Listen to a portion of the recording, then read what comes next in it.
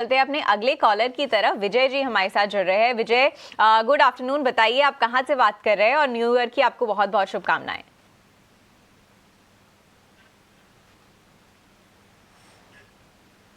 विजय, आपको हमारी आवाज आ रही है? जी गुड आफ्टरनून मैम। मेरा नाम केशव भारद्वाज है और मेरे पास दो स्टॉक्स है मैम जी। एक तो टाटा मोटर पैसेंजर व्हीकल है जी। और एक अमरा राजा बैटरी है। ओके। मैं लॉन्ग टर्म इन्वेस्टर हूं और Tata motor passenger vehicle 500 share at the rate of 360 और अमरा राजा 125 share at the rate of 950। Okay. और तो दो तीन साल का नजरिया है मैम मेरा। ठीक है। दोनों ही स्टॉक्स इनके ऑटो सेक्टर के हैं। टाटा मोटर्स पे लगभग इनके खरीद भाव के पास ही स्टॉक है अभी अमारा राजा में, लेकिन इन्हें लगभग 3,000 का नुकसान अभी हो रहा है। गौरांग, क्या राय रहेगी आपकी? क्या इन्हें दोनों होल्ड करके चलने चाहिए? लॉन्ग टर्म में क्या अपॉर्चुनिटीज बनती दिख रही है? Amara Raja batteries EV space में एक बहुत इंपॉर्टेंट प्लेयर है, तो क्या लगता है एक सिग्निफिकेंट अपसाइड क्या हमें देखने को मिल सकता है? टाटा मोटर्स पीवी में थोड़ी अंडर परफॉर्मेंस हमने पिछले दिनों देखी है, तो क्या ये 2026 में भी कंटिन्यू होगी या फिर ये अपने 2 से 3 साल का जो इनका नजरिया है उसके लिए ये दोनों स्टॉक्स होल्ड करके चल सकते हैं? तो कनिष्का जी, मुझे लग रहा है कि केशव जी थोड़े बहुत सुलझे हुए निवेशक है, क्योंकि जो पसंदगी इनकी है, एक है ऑटो क्षेत्र में निवेश टाटा मोटर पीवी और दूसरा निवेश है auto ancillary original equipment provider company जैसे कि हमारा राजा बैटरी और हमारा राजा मोबिलिटी।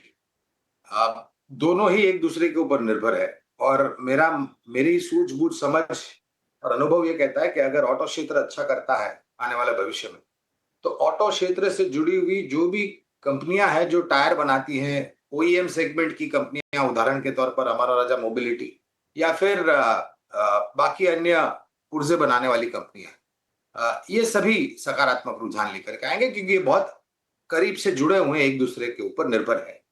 तो पहले तो मैं मेरी टिप्पणी हमारा राजा मोबिलिटी पर सीमित रखूंगा। खरीदारी की राय है, इनका निवेश अच्छे स्तर पर है, लंबी अवधि का इनका नजरिया है, करीबन 2-3 साल का, अगर मैंने सही सुना है तो बने रहे। मेरे ख्याल से 1250 के आसपास के अनुमानित लक्ष्यांक है। ये लक्ष्यांक परिवर्तन हो गया अगर नतीजे बेहतर आए तो। और सबसे अच्छी बात यह है कि आप किसी भी प्रकार के वाहन को चलाइए, चाहे वो पेट्रोल, डीजल, सीएनजी या फिर इलेक्ट्रिक, और इलेक्ट्रिक को तो ज्यादा बैटरी की जरूरत पड़ती है, सभी में ये पुर्जा लगता है बैटरी का। इसके बगैर आपका इंजन जो है वो चालू नहीं होता है। दूसरी तरफ नया मार्केट, जो नया ऑर्डर मार्केट है, वो भी दुरुस्त और रिप्लेसमेंट मार्केट भी उतना दुरुस्त, क्योंकि एक ओईएम सेगमेंट कंपनी है। तो लंबी अवधि के लिए हमारा राजा में बने रहे। टाटा मोटर पैसेंजर व्हीकल और टाटा मोटर्स कमर्शियल व्हीकल, ये दो विभाजन हुए टाटा मोटर से। पहले जब एकजुट कंपनी थी तब टाटा मोटर में हमारी खरीदारी की राय थी। ये जो विभाजन हुआ है उसके पश्चात अंडर रिव्यू है टाटा मोटर पीवी और टाटा मोटर सीवी, और रिव्यू में होने के कारण मैं विशेष रूप में टिप्पणी नहीं कर पाऊंगा, मैं प्रतिबद्ध हूं। लेकिन मैं इनको आश्वासन देता हूं कि आने वाले समय में जिस प्रकार से ऑटो क्षेत्र में हमने पहले तो ये जो दिसंबर महीने के आंकड़े देखे, महीने दर महीने के, वो अच्छे थे। पैसेंजर व्हीकल से ज्यादा कमर्शियल व्हीकल के आंकड़े सुधरते हुए नजर आए महीने दर महीने।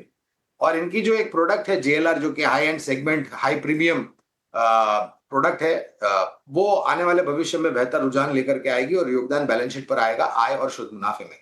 तो लंबी अवधि में अच्छी रुझान, अच्छे नतीजे के कारण शायद शेयर के दामों में परिवर्तन हो सकता है ऊपर की तरफ, लेकिन रिव्यू में होने के कारण मैं विशेष रूप में टिप्पणी नहीं करता।